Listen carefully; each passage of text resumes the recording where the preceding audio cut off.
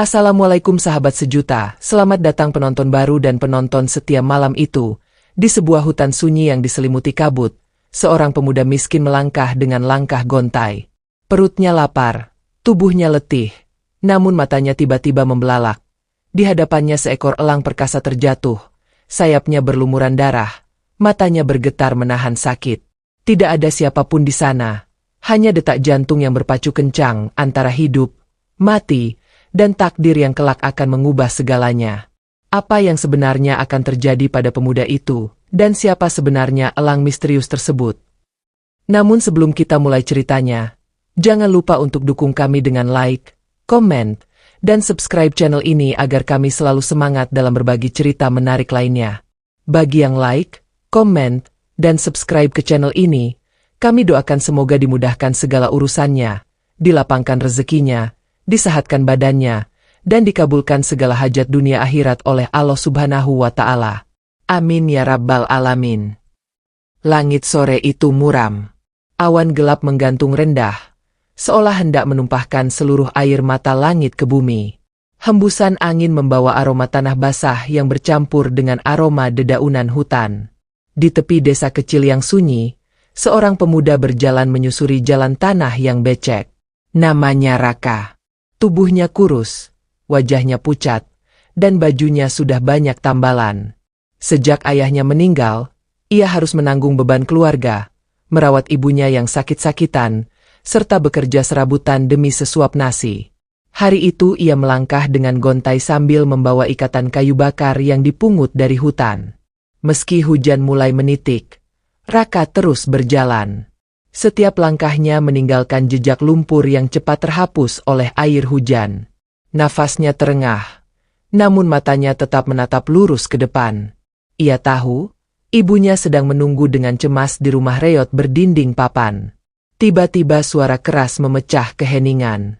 Di antara gemuruh petir dan rintik hujan, terdengar kepakan sayap yang patah, diikuti jeritan lirih seekor burung besar. Raka terhenti. Jantungnya berdentum kencang. Ia menoleh ke arah suara itu dan melihat seekor elang jatuh dari langit, menghantam tanah berumput tak jauh darinya. Tubuh elang itu gemetar, sayapnya berlumuran darah, matanya liar namun penuh ketakutan. Raka terpaku sejenak, hatinya berperang. Ia tahu, mendekati elang bisa berbahaya. Paruhnya tajam, cakarnya mampu mencabik-cabik daging manusia. Namun di sisi lain, nalurinya berbisik untuk menolong. Ia menghela nafas panjang, lalu berjalan pelan mendekati hewan perkasa itu. "Elang, kenapa kau bisa jatuh?" bisiknya lirih, seakan berbicara dengan seorang teman. Burung itu menatapnya dengan mata tajam, namun kelemahan di tubuhnya membuatnya tak mampu bergerak banyak. Raka nekat merobek ujung bajunya untuk mengikat luka di sayap elang itu. Tangannya gemetar. Bukan hanya karena dingin hujan, tapi juga karena takut. Namun ia tetap melakukannya, dengan hati-hati, penuh keberanian. Saat jemarinya menyentuh bulu elang yang basah dan dingin, rasa iba membuncah di dadanya.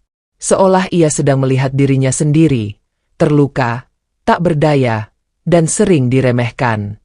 Hujan semakin deras, petir menyambar di kejauhan, namun Raka tetap berlutut di samping burung itu, melindunginya dari tetesan air yang menusuk tulang. Waktu berjalan lambat. Hanya suara deras hujan dan detak jantung Raka yang terdengar jelas. Tubuhnya basah kuyup, tapi ia tidak peduli. Baginya, nyawa makhluk yang terluka ini lebih berharga daripada rasa dingin yang menggigit tulangnya. Ia memeluk kayu bakar dengan satu tangan, sementara tangan lainnya tetap menekan luka elang agar darahnya berhenti mengalir. Di kejauhan, samar-samar terdengar suara orang-orang desa yang berlindung dari hujan. Namun tak seorang pun menyadari apa yang dilakukan Raka saat itu. Seorang pemuda miskin, yang bahkan untuk makan pun susah, justru sedang mempertaruhkan keselamatannya demi seekor burung yang mungkin tidak akan pernah membalas kebaikannya. Langit semakin gelap. Hujan belum reda. Raka tahu, jika ia meninggalkan elang itu di sini, hewan itu pasti akan mati. Ia menggigit bibirnya, lalu memutuskan sesuatu yang berani. Dengan susah payah, Ia mengangkat tubuh elang yang berat dan menaruhnya di dalam gendongan kayu bakarnya. Bahunya nyeri, langkahnya berat, tapi ia memaksa kaki-kakinya terus melangkah. "Bertahanlah, aku akan menolongmu," gumamnya di sela nafas yang terengah. Di dalam gendongan itu, elang hanya terdiam. Matanya menatap Raka, tajam sekaligus penuh tanda tanya. Raka terus berjalan menembus hujan. Hatinya penuh kegelisahan. Ia tidak tahu apa yang akan terjadi selanjutnya. Ia tidak tahu apakah tindakannya ini akan membawa kebaikan atau justru petaka. Tapi di balik semua itu, ada satu keyakinan yang tumbuh di dalam dadanya bahwa setiap kebaikan, sekecil apapun, akan kembali pada dirinya suatu hari nanti. Malam itu, di tengah hujan deras, seorang pemuda miskin dan seekor elang terluka melangkah bersama. Tanpa mereka sadari, pertemuan singkat yang terlihat sederhana itu adalah awal dari kisah besar. Sebuah takdir yang kelak akan mengubah hidup Raka dan mengguncang hati orang-orang di sekitarnya. Malam itu, hujan akhirnya reda. Udara desa masih dingin. Kabut tipis menggantung rendah di antara pepohonan bambu. Di dalam rumah reot yang berdinding papan dan beratap seng bocor, Raka menyalakan lampu minyak kecil yang nyalanya berkelip tertiup angin. Ia meletakkan elang yang tadi diselamatkannya di sudut ruangan, di atas tikar pandan yang usang. Sayap elang itu masih berdarah. Nafasnya terengah. Matanya sesekali berkilat tajam seakan menahan sakit. Raka menatapnya dengan cemas. Ia mengambil air hangat dari kendi tanah liat, lalu membersihkan luka di sayap elang dengan kain seadanya. Tangannya kasar, tapi gerakannya lembut, penuh rasa hati-hati. "Maafkan aku kalau ini menyakitkan," bisiknya lirih. Elang itu bergerak sedikit. Paruhnya menutup dan membuka pelan, namun tidak menyerang. Seolah memahami niat tulus pemuda itu. Raka lalu menumbuk beberapa daun dari belakang rumah, ramuan sederhana yang diajarkan mendiang ayahnya, lalu membalurkan ke luka elang itu. Aroma pahit dari tumbuhan obat menguar di udara. Ibunya yang terbaring di dipan bambu menoleh lemah. Suaranya serak, namun penuh tanya. "Raka, suara apa itu? Ada makhluk besar di rumah kita." Raka menoleh, lalu menghampiri ibunya. "Ibu, aku menemukan elang terluka di hutan. Aku tidak tega meninggalkannya. Aku ingin merawatnya sampai sembuh." Ibunya terdiam. Meski tubuhnya lemah, matanya bergetar menahan khawatir. "Anakku, elang itu bukan hewan biasa. Orang desa percaya, elang adalah jelmaan roh penjaga hutan. Kau harus berhati-hati." Raka menggenggam tangan ibunya, hangat meski penuh tulang. "Ibu, aku hanya ingin menolong. Bukankah kita diajarkan untuk menyayangi semua ciptaan Allah? Jika aku biarkan, dia mungkin sudah mati sekarang. Biarkan aku merawatnya, Bu. Semoga Allah memberi kita jalan." Air mata ibunya menetes. Ia tahu, anaknya selalu punya hati yang lembut meski hidupnya keras. Ia mengangguk pelan, lalu menutup mata kembali, menyerahkan semuanya pada doa. Raka kembali ke sisi elang. Malam semakin larut, suara jangkrik menggema dari sawah yang basah. Api kecil dari lampu minyak memantulkan bayangan Raka dan elang di dinding papan rumah, seakan dua sahabat yang dipertemukan oleh takdir. Tubuh Raka lelah, perutnya kosong, namun ia tidak tidur. Ia duduk bersila di samping elang itu, sesekali membacakan doa pelan, berharap Allah memberikan kesembuhan. Ia mengusap bulu-bulu elang dengan penuh kasih sayang, meski tangan kasarnya terasa kaku. Hingga dini hari, elang itu mulai tenang. Nafasnya stabil, matanya tidak lagi liar, hanya sesekali berkedip menatap pemuda yang menemaninya. Raka tersenyum tipis, lalu bersandar di dinding, matanya mulai terpejam. Pagi menjelang. Cahaya matahari masuk dari celah-celah papan rumah. Suara ayam berkokok terdengar bersahutan.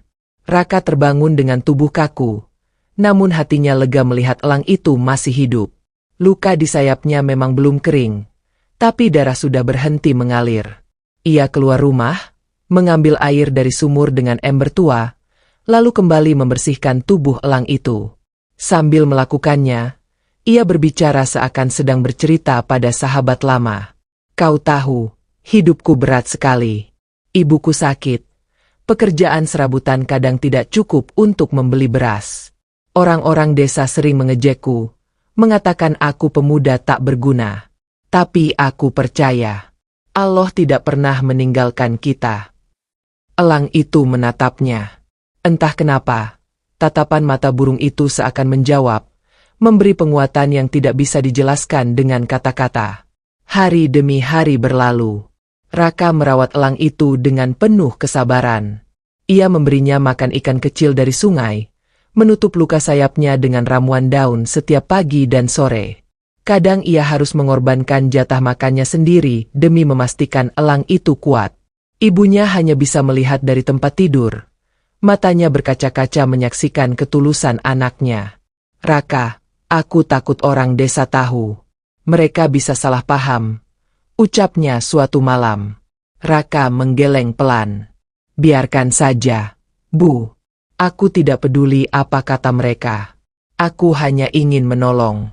Jika Allah menghendaki, pasti ada kebaikan dari semua ini.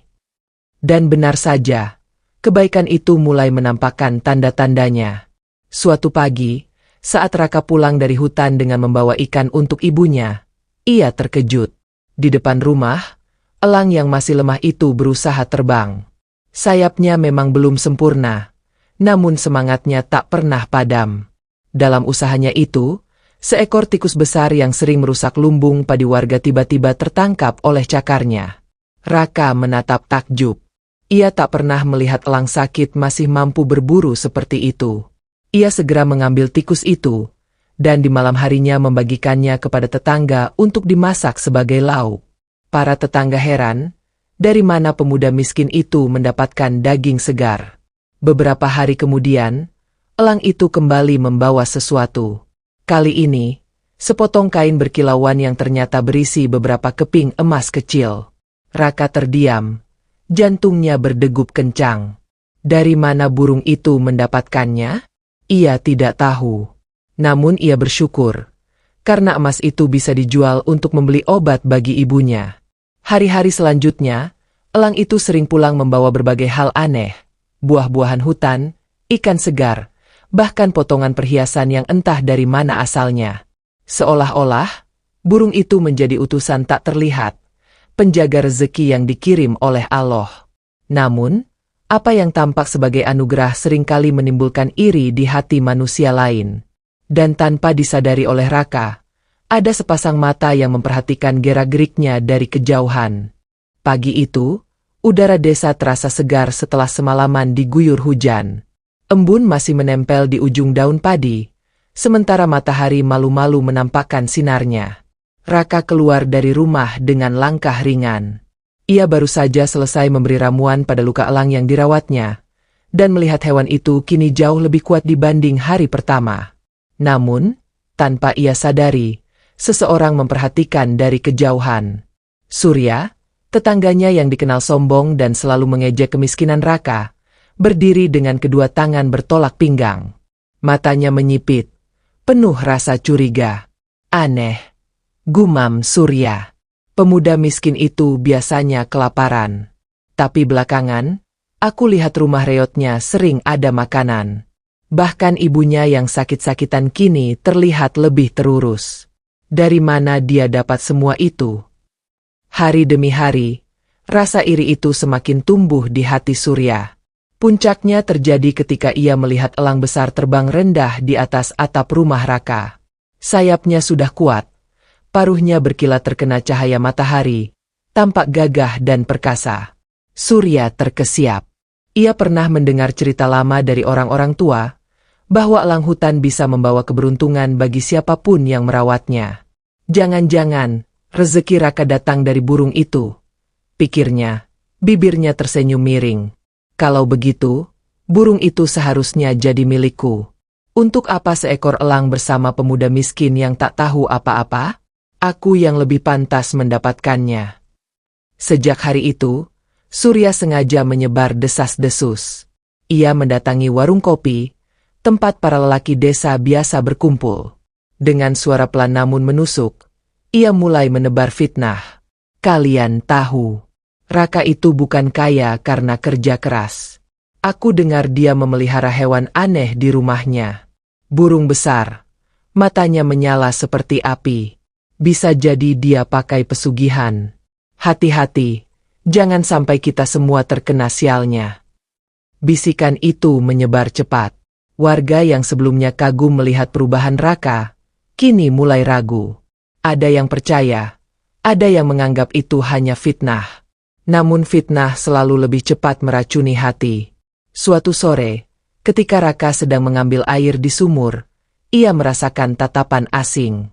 Beberapa tetangga berdiri tidak jauh, berbisik-bisik sambil menatapnya penuh curiga. Raka menunduk, hatinya perih.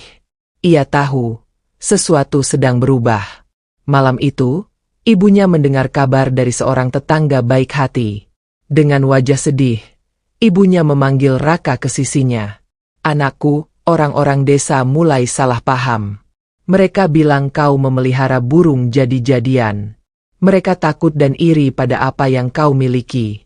Apa benar kau masih menyimpan elang itu? Raka terdiam. Matanya menatap lantai bambu yang retak. Ibu, aku tidak punya niat buruk. Aku hanya menolong hewan yang terluka. Jika Allah memberiku rezeki lewat jalan itu karena kasih sayangnya. Tapi aku tidak akan membuangnya. Bu, tidak setelah aku berjanji akan menjaganya. Ibunya menggenggam tangan Raka. Matanya berkaca-kaca. Aku percaya padamu. Nak, aku tahu hatimu bersih. Tapi hati manusia lain, tidak semuanya bisa menerima. Kata-kata ibunya menghantam batin Raka. Ia sadar, fitnah sudah mulai menjerat. Namun ia tidak berniat goyah. Ia tetap melanjutkan hidup, tetap bekerja di sawah, tetap merawat ibunya, dan tetap menjaga elang itu. Namun Surya tidak tinggal diam. Rasa iri berubah menjadi dendam. Ia menyusun rencana busuk untuk merebut elang itu. Suatu malam, di bawah cahaya bulan pucat, ia berjalan pelan menuju rumah Raka sambil membawa jaring besar. Senyum licik tersungging di wajahnya. Malam ini, aku akan ambil keberuntunganmu, Raka. Besok, orang-orang desa akan tahu siapa yang pantas jadi kaya. Di dalam rumah, Raka sedang terlelap di samping ibunya yang tidur dengan wajah tenang. Lampu minyak redup. Suara jangkrik dari luar terdengar jelas. Elang itu terjaga. Matanya berkilat menatap pintu yang perlahan terbuka. Surya mengendap, mendekat selangkah demi selangkah. Tangannya terangkat, siap melemparkan jaring. Namun sebelum ia sempat bergerak lebih jauh, elang itu mengeluarkan suara melengking tajam. Sayapnya terbentang, tubuhnya melompat, dan dengan cepat menyerang Surya. Arg! Surya teriak panik. Jaring di tangannya terlepas. Wajahnya tercakar. Ia jatuh terguling ke tanah becek di depan rumah. Suara ribut itu membangunkan Raka. Dengan cepat ia keluar, melihat Surya terkapar dengan luka gores di wajah. Surya, apa yang kau lakukan di sini? Raka teriak keras. Matanya penuh amarah. Surya tidak menjawab. Ia bangkit dengan wajah penuh noda darah, lalu berlari terbirit-birit meninggalkan tempat itu. Tapi dalam hatinya, dendam semakin membara. Ia tidak akan berhenti sampai berhasil merebut burung itu. Raka berdiri terdiam di depan rumahnya. Dadanya naik turun. Elang itu hinggap di tiang bambu. Matanya tajam menatap arah Surya pergi. Seolah memberi tanda bahwa ancaman besar sedang menunggu. Malam itu, hati Raka gelisah. Ia tahu, ujian berat akan segera datang. Fitnah sudah menyebar, dan kini musuhnya tidak hanya iri, tapi juga tega berbuat nekat. Dan benar saja pagi berikutnya, kabar fitnah semakin membesar. Orang-orang desa mulai berkumpul, membicarakan Raka dengan suara keras. Ada yang ingin mengusirnya, ada yang mendesak agar elang itu dibunuh. Suasana desa yang tadinya damai berubah panas. Sementara itu, Surya tersenyum licik di kejauhan. Luka di wajahnya menjadi bukti palsu yang ia gunakan untuk memprovokasi warga. Lihat, burung itu buas. Kalau tidak segera kita musnahkan, kita semua akan celaka, katanya lantang. Dan dengan itu, konflik besar pun mulai terbakar. Suasana pagi itu terasa berbeda di desa kecil di tepi hutan. Matahari yang biasanya disambut dengan tawa anak-anak kini redup oleh tebalnya bisik-bisik penuh kecurigaan. Orang-orang berkumpul di balai desa, wajah mereka tegang, sebagian besar menatap ke arah rumah reot milik Raka dengan pandangan penuh amarah. Di tengah kerumunan itu, berdirilah Surya dengan wajah penuh luka cakaran.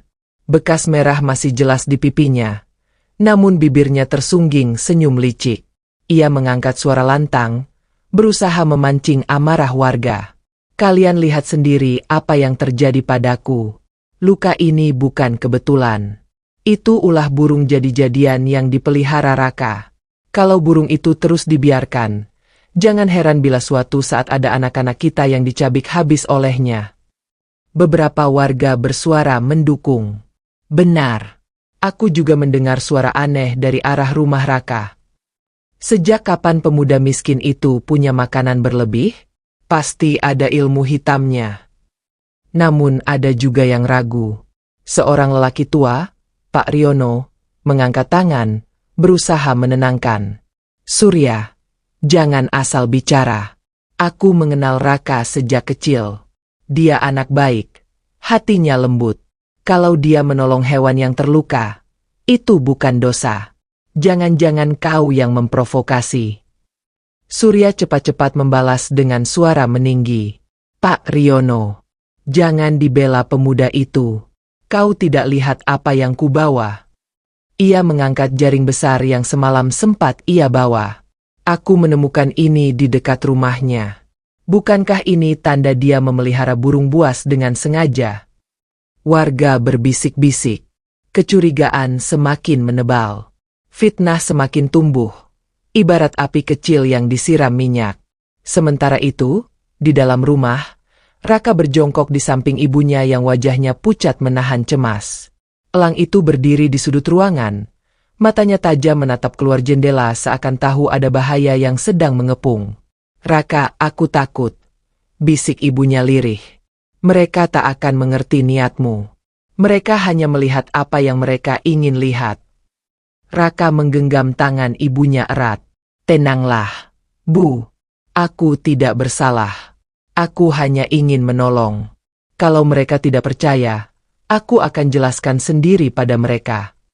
Dengan hati penuh tekad, Raka keluar rumah. Wajahnya basah oleh keringat, namun matanya tegak menatap kerumunan warga yang sudah mulai berkumpul di depan halamannya. Suasana semakin panas ketika Surya menunjuk ke arahnya dengan teriakan lantang. Itu dia, pemuda yang memelihara burung setan. Ayo kita usir sebelum celaka menimpa desa kita. Sorakan mulai terdengar. Beberapa orang menggenggam kayu, ada yang membawa obor, seakan siap melakukan sesuatu yang nekat. Raka berdiri di tangga rumahnya, menatap satu persatu wajah tetangga yang dulu sering ia bantu meski dalam keterbatasan. Suaranya bergetar, tapi tegas. Saudara-saudaraku, dengarkan aku. Burung itu bukan setan, bukan pesugihan. Aku menemukannya di hutan. Sayapnya terluka parah. Aku hanya menolong makhluk Allah yang sedang kesakitan. Apakah salah kalau aku menolong? Kerumunan terdiam sejenak.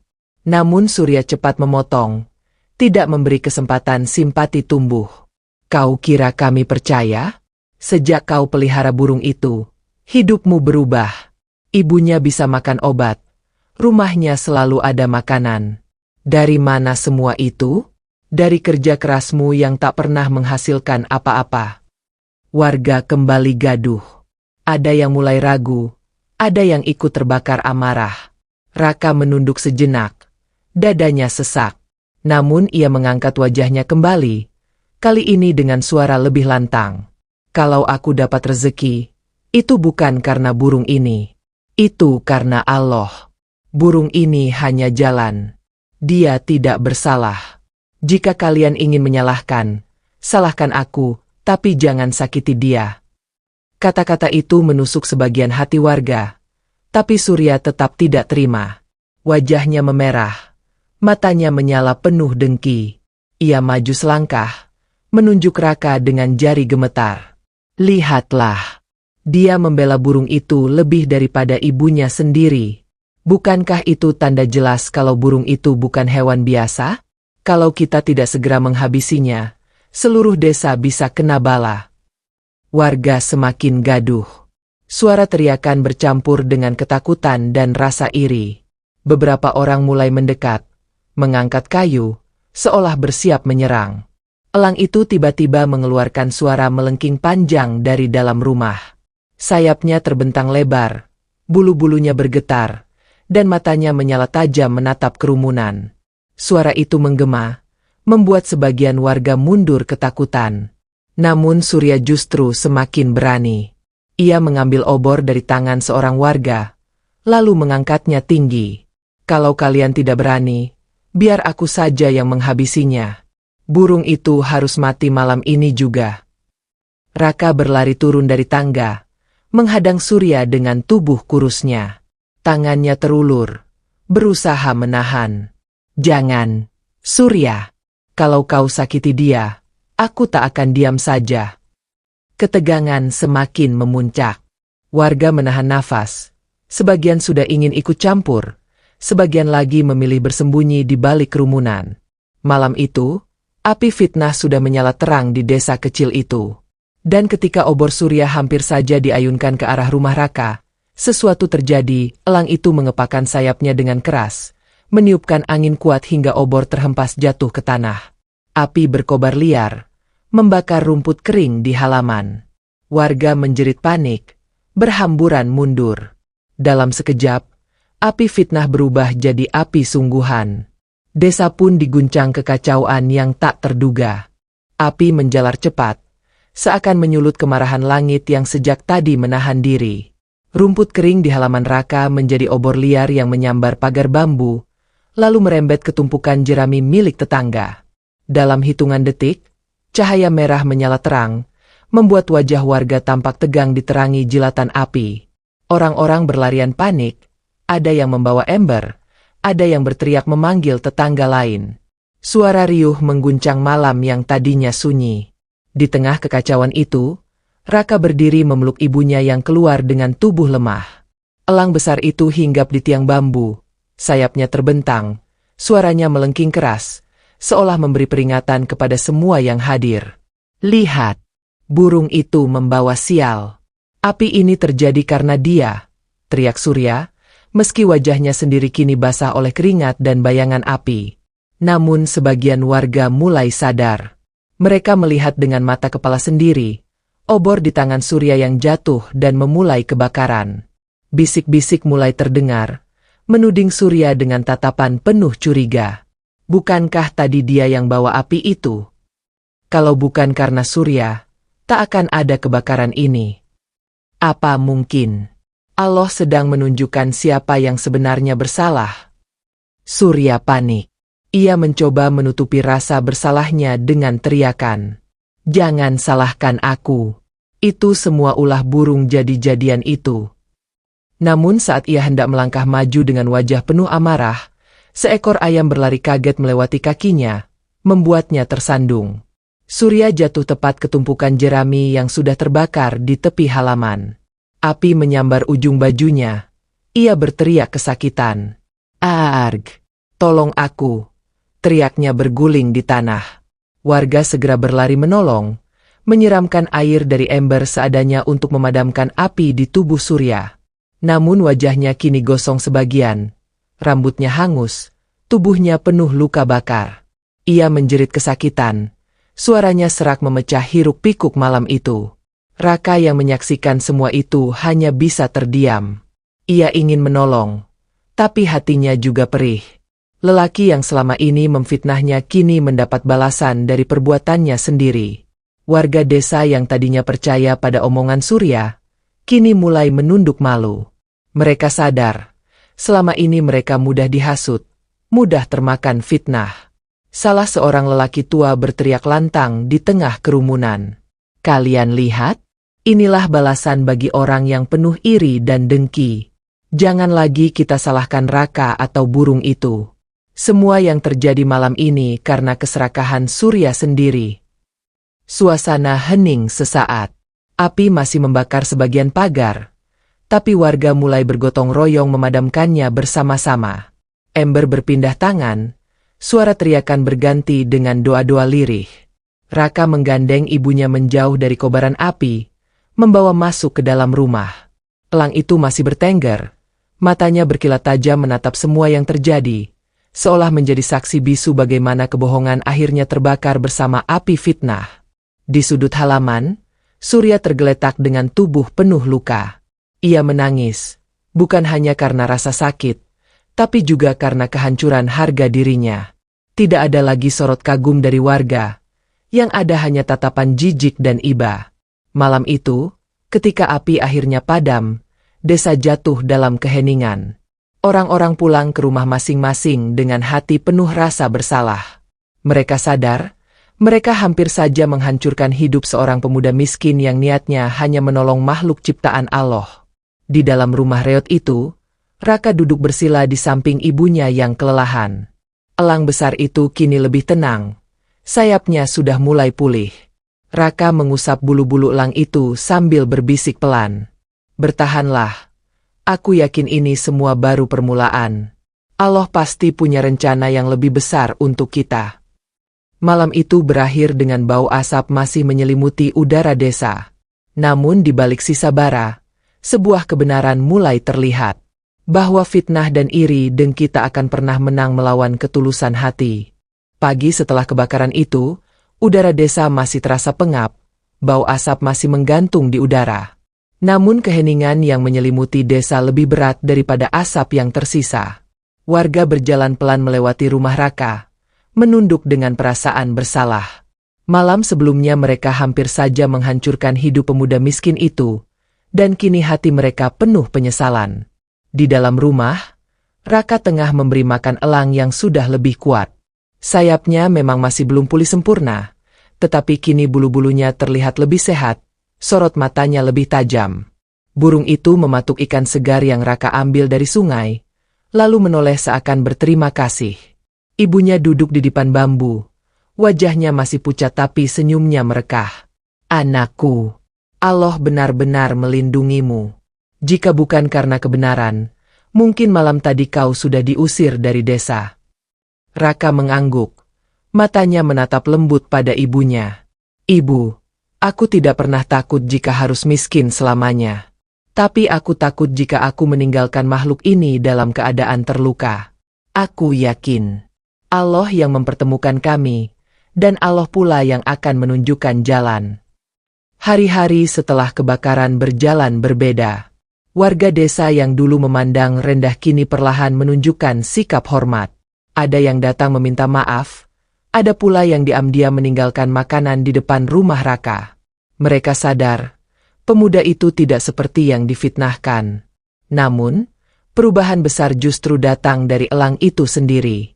Suatu sore, ketika Raka sedang mengumpulkan kayu bakar, elang itu tiba-tiba terbang rendah lalu kembali dengan sesuatu di cakarnya.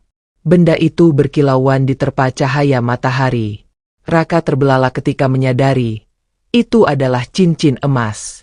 Dari mana kau mendapatkannya? Bisiknya, penuh takjub.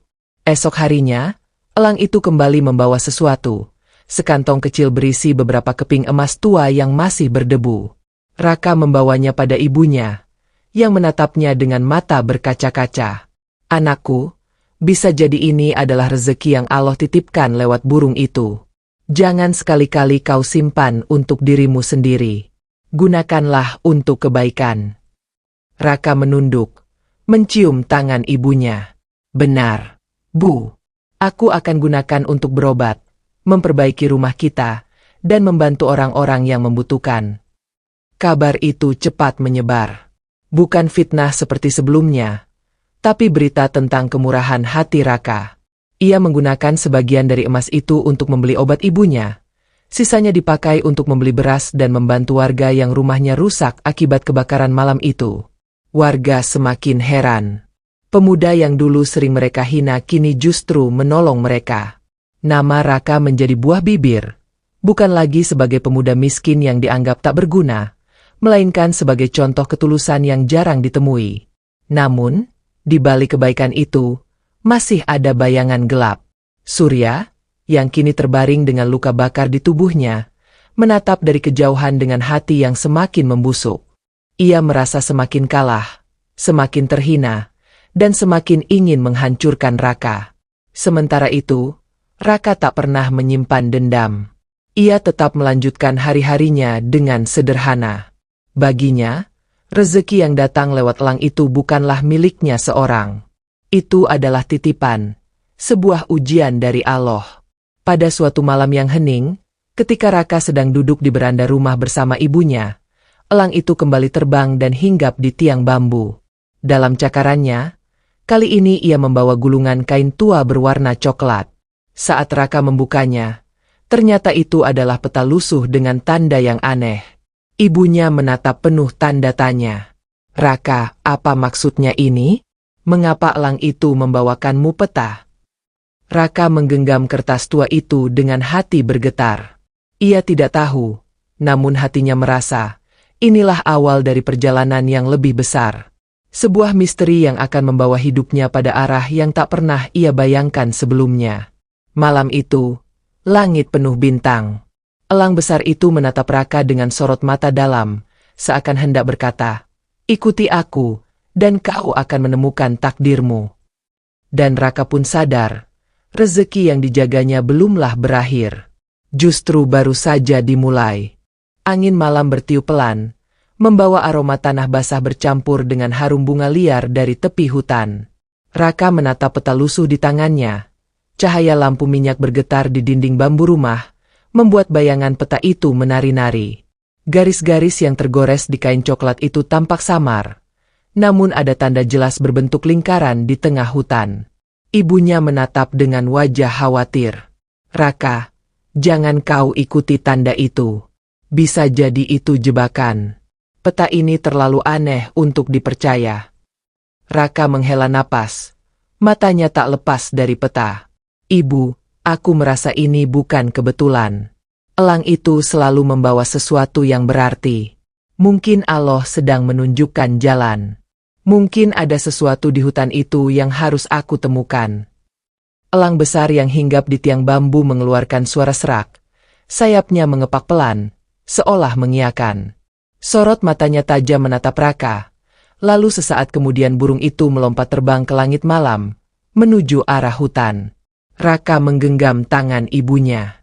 "Ibu, percayalah padaku. Aku akan baik-baik saja. Aku hanya ingin mencari tahu apa yang dimaksud peta ini. Jika ini memang jalan rezeki kita, maka aku tak boleh mengabaikannya." Ibunya menahan air mata, lalu mengangguk pelan. "Pergilah, Nak, tapi jangan lupa, apapun yang kau temukan, jangan serakah. Rezeki hanyalah titipan." Keesokan paginya, sebelum matahari naik tinggi, Raka berangkat menuju hutan. Bekalnya hanya sepotong singkong rebus dan sebotol air dari kendi tanah. Peta lusuh itu ia lipat rapi dan masukkan ke dalam ikat pinggang. Elang besar itu sudah terbang lebih dulu, melayang rendah di atas pepohonan, seakan menjadi penunjuk jalan. Hutan pagi itu terasa asing. Suara burung bersahut-sahutan, udara lembab menusuk kulit, dan sinar matahari menembus di antara celah daun, membentuk cahaya keemasan. Raka melangkah pelan, mengikuti tanda di peta. Jalannya makin lama makin sulit. Akar-akar pohon menjalar seperti ular, tanah licin, dan semak belukar menutup pandangan. Namun setiap kali ia ragu, elang itu menukik rendah, mengepakkan sayap seolah memberi petunjuk arah. Setelah berjalan hampir setengah hari, Raka tiba di sebuah lembah kecil yang tersembunyi di balik tebing batu. Di sana terdapat pohon beringin raksasa dengan akar yang menjuntai ke tanah seperti tirai. Lingkaran akar itu sama persis dengan tanda yang tergambar di peta. Raka mendekat dengan hati berdebar.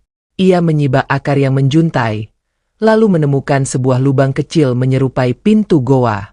Suasana di dalam gelap, udara lembab, dan aroma tanah tua menusuk hidung. Elang itu terbang masuk lebih dulu, suaranya menggema di dalam. Dengan hati-hati, Raka merunduk dan masuk. Semakin dalam ia melangkah, cahaya semakin redup. Namun tak lama kemudian, matanya menangkap sesuatu yang berkilau. Di dalam ruangan kecil di perut bumi itu, tergeletak sebuah peti kayu tua, tertutup debu tebal. Jantung Raka berdentum. Tangannya gemetar ketika menyentuh peti itu. Dengan susah payah ia membuka tutupnya. Bunyi berderak kayu tua terdengar. Lalu cahaya emas memantul ke wajahnya. Di dalam peti itu tersimpan koin-koin emas, perhiasan kuno, dan benda-benda berharga peninggalan masa lalu. Semua berkilauan, seolah menunggu selama ratusan tahun untuk ditemukan. Raka tertegun, matanya berkaca-kaca.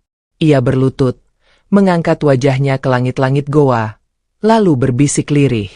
Allah, aku hanyalah pemuda miskin. Mengapa kau percayakan semua ini padaku? Elang besar itu hinggap di atas peti. Matanya menatap Raka dengan tajam. Seolah mengingatkan, ini bukan semata untukmu. Ini adalah titipan yang harus digunakan dengan bijak. Raka menghela napas panjang. Ia tahu, di balik semua ini bukan hanya kekayaan, tapi ujian besar yang menanti. Jika ia salah langkah, semua bisa berubah menjadi malapetaka. Dengan penuh tekad, Raka hanya mengambil sebagian kecil dari isi peti, cukup untuk membeli obat ibunya dan membantu orang-orang desa. Sisanya ia biarkan tetap tersembunyi, karena ia percaya, rezeki harus dibagi, bukan ditimbun. Namun, tanpa disadarinya, langkahnya itu telah memicu babak baru dalam hidupnya.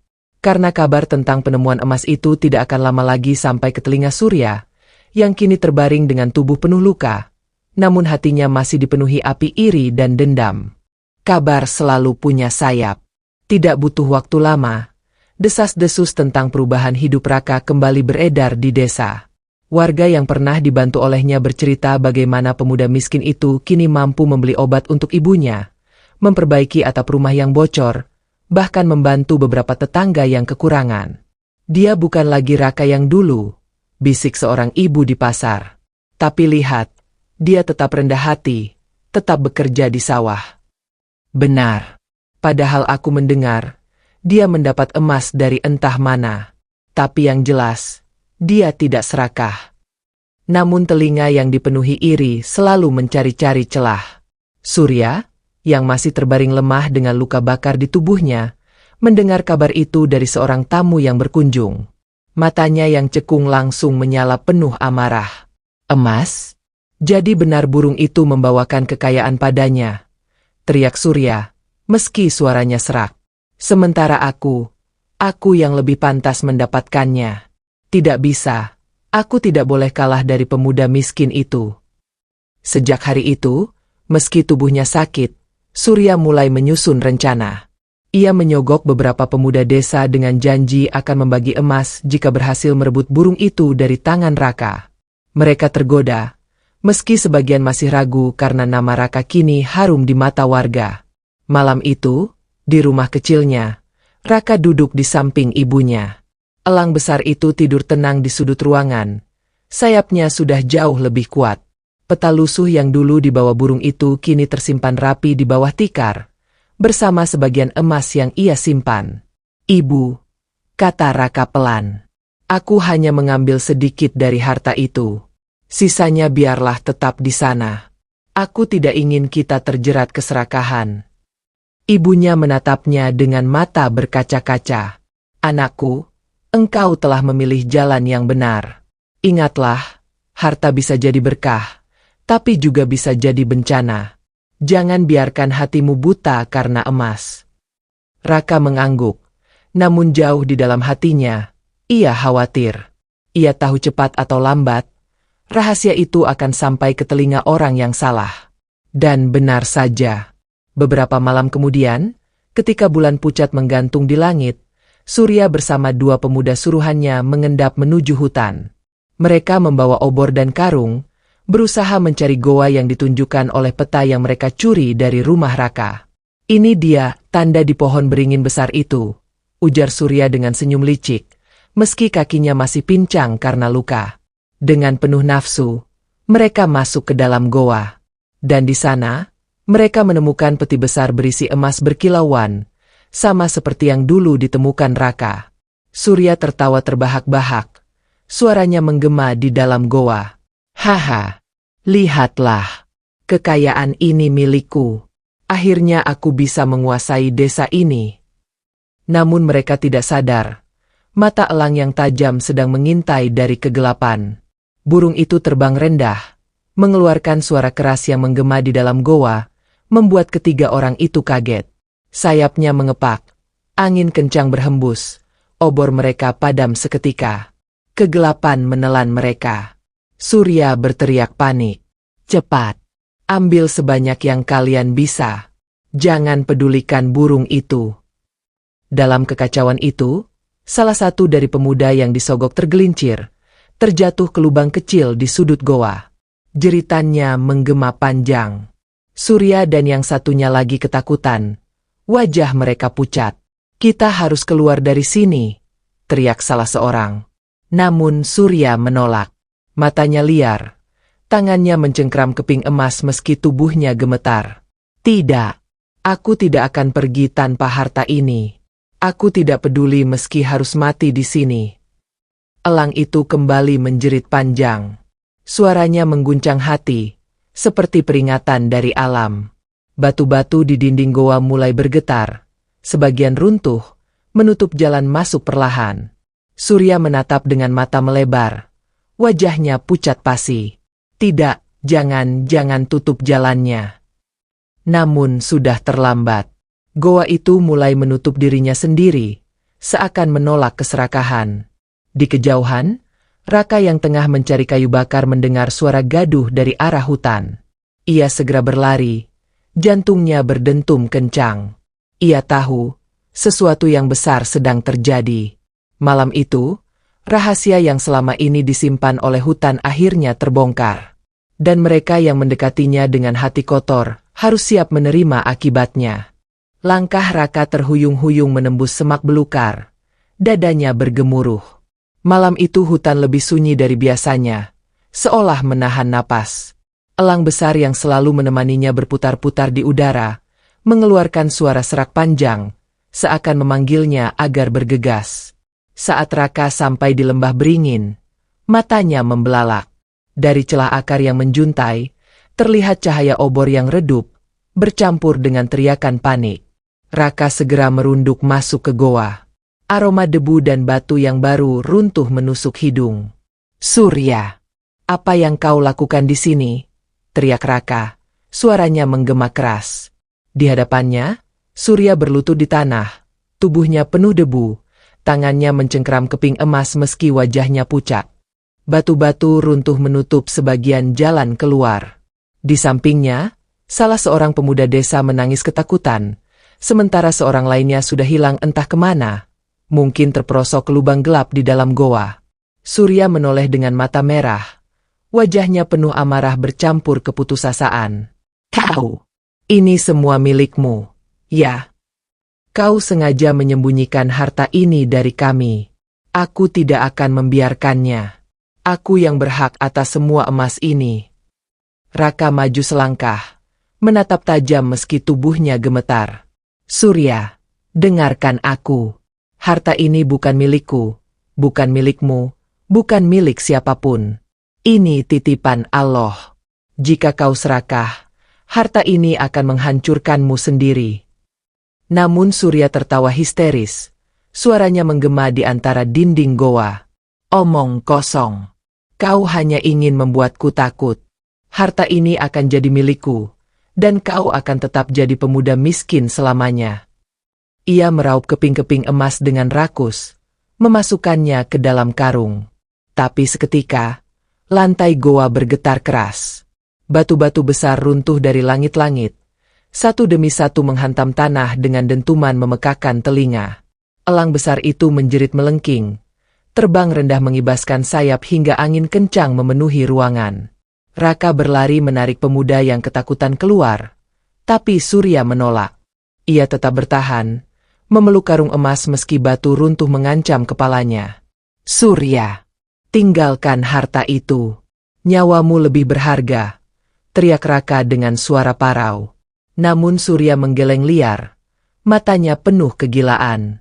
"Aku tidak akan pergi. Aku tidak akan meninggalkannya. Harta ini milikku." Detik berikutnya, suara gemuruh terdengar. Sebuah batu besar jatuh tepat di tempat Surya berdiri. Jeritannya hanya terdengar sesaat, lalu lenyap ditelan debu dan runtuhan. Raka terhenti, tubuhnya gemetar. Dadanya sesak, matanya berkaca-kaca. Ia tahu, Surya telah memilih jalannya sendiri. Harta yang ia kejar menjadi penutup bagi hidupnya. Dengan sisa tenaga, Raka menarik pemuda desa yang tersisa keluar dari goa. Begitu mereka berhasil melewati akar beringin, mulut goa itu runtuh total, menutup rapat seolah tak pernah ada pintu masuk sebelumnya.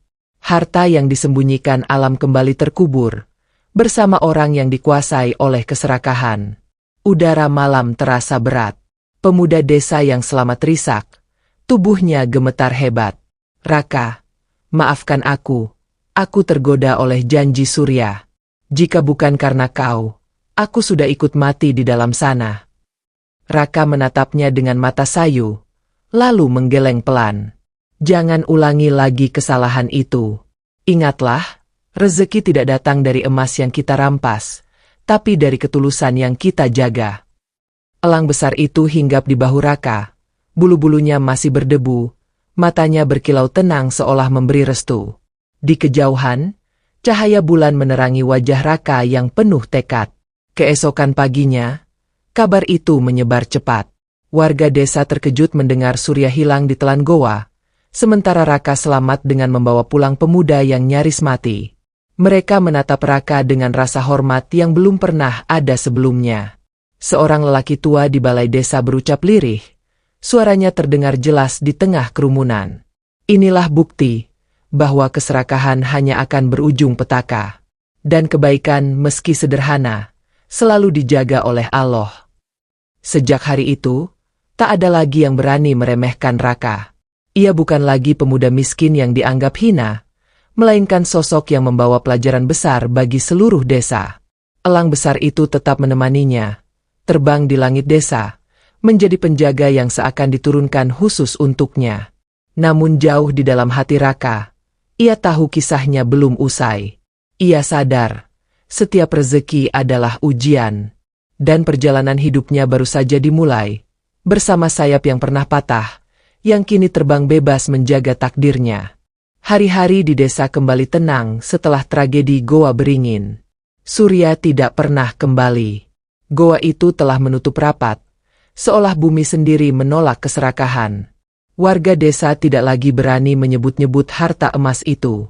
Mereka percaya, ada hal-hal yang memang dititipkan alam, hanya akan diberikan pada orang yang berhati tulus. Sementara itu, Raka kini hidup dengan cara yang berbeda.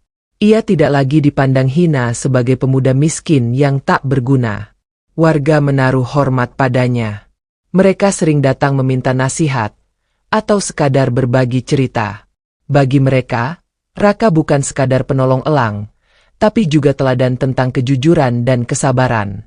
Elang besar itu tetap tinggal di sisinya.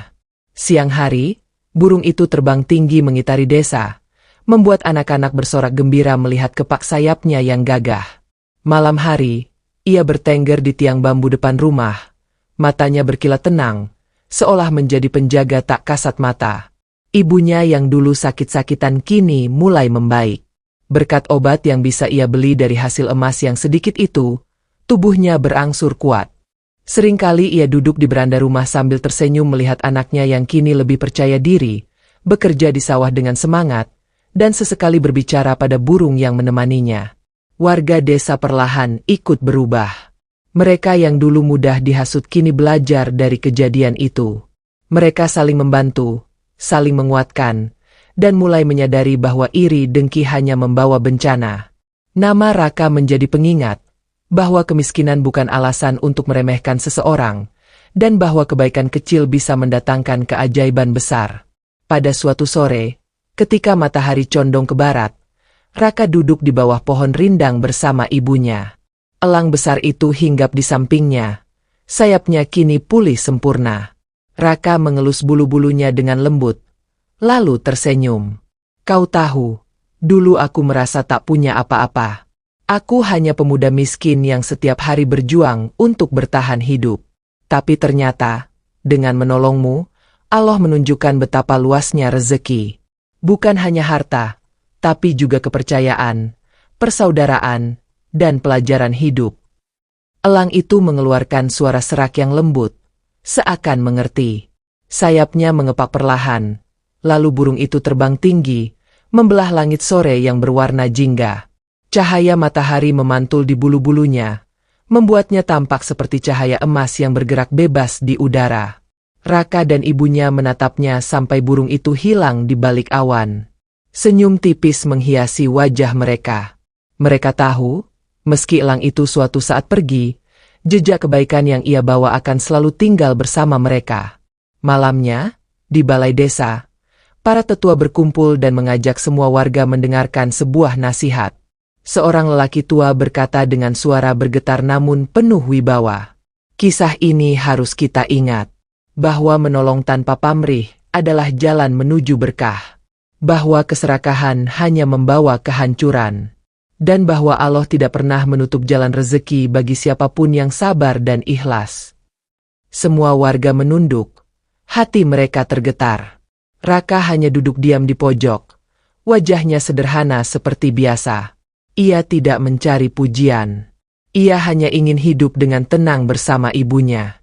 Namun sejak malam itu, setiap kali orang-orang desa melihat elang besar terbang di atas sawah, mereka tidak lagi merasa takut. Mereka justru merasa aman, seakan burung itu adalah tanda bahwa desa mereka dijaga. Dijaga bukan oleh kekuatan gaib, tapi oleh pesan yang ditinggalkannya. Rezeki sejati selalu datang bersama hati yang tulus. Dan begitulah, kisah seorang pemuda miskin yang menolong elang jatuh berakhir. Bukan dengan kekayaan yang melimpah, bukan dengan istana megah, tapi dengan keikhlasan yang menjadikan hidupnya lebih berarti. Sayap yang pernah patah kini terbang bebas. Dan bersama kepak itu, hidup Raka berubah untuk selamanya.